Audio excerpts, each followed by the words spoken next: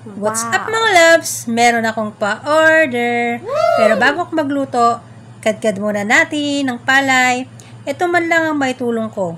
Hindi naman kasi ako lumulusong sa bukid. Bilang mo sa daliri sa kamay kung lulusong ako sa bukid. Once in a blue muna ka nga. At pagkatapos, ako na nga din ay naligo.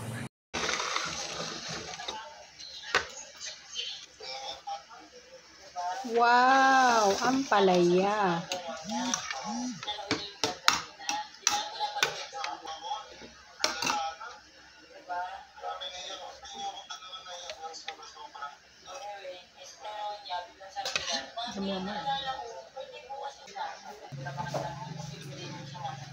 Sarap pa. Nagluto. The wait 20 early. Hindi na. Galit kayo sa anong kanin. Yummy. Kain na nga ako. Pag ganyan hindi siya pinapakailangan niya masarap. Diet lang ba?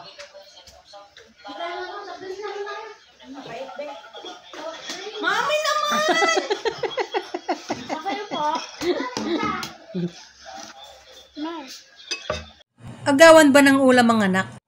At dahil may rush order, ay mabilisan talagang pagluluto. Tinanggap ko na kasi dito lang naman sa aming lugar ang deliver. Birthday ng kapatid nila kay Oit, my love so sweet. Happy birthday Manang Pita. Sayang lang at hindi na ihabol ang creamy spaghetti. 1 PM na kasi nung sinabi, hindi nakakayanin dahil may pa-order pa akong sapin-sapin. Wow! At isinalang ko na nga. Tara! Luto na! At pag nagpapak ako ng ubi kutsinta at cheese ang toppings, nilalagyan ko munang ibabaw ng kutsinta bago ito isalansan sa bilao. Para tiyak ko na malalagyan lahat hanggang sa loob ng kutsinta. Kahit pa iayos ito ng nakatagilid. At pwede mo na rin itong matawag na cheesy overload. Para sa akin, hindi mo ito'y matatawag na overload kung ang ibabaw lang ang lalagyan mo. Ito'y para sa akin lang ha. Kanya-kanya po tayo ng pananaw.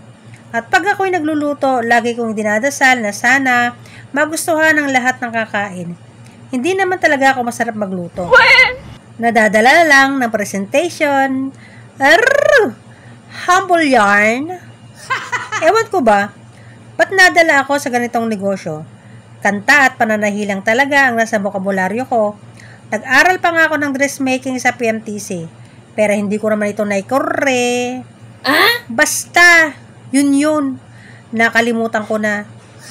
Nasa dulo ng dila ko. Pero itong pagluluto ko, hindi ko naman inaral pero dito ako mas umunlad. Mas nakilala eka nga. At sabi nga ng kaibigan ko nung bata pa ako, shoutout sa'yo, Cherry.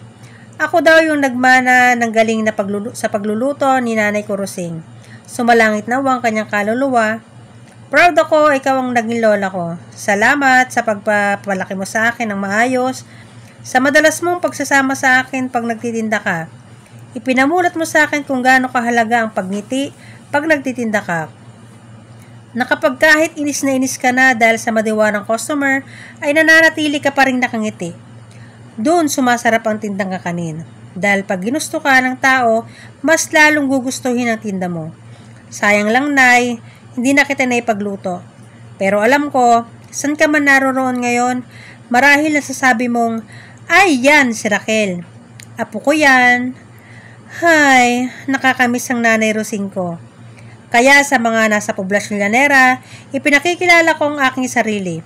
Kung kilala nyo po si Rosing Pantisagon, nanay ko po yun. At the best seller ni Nanay ay yung dudol.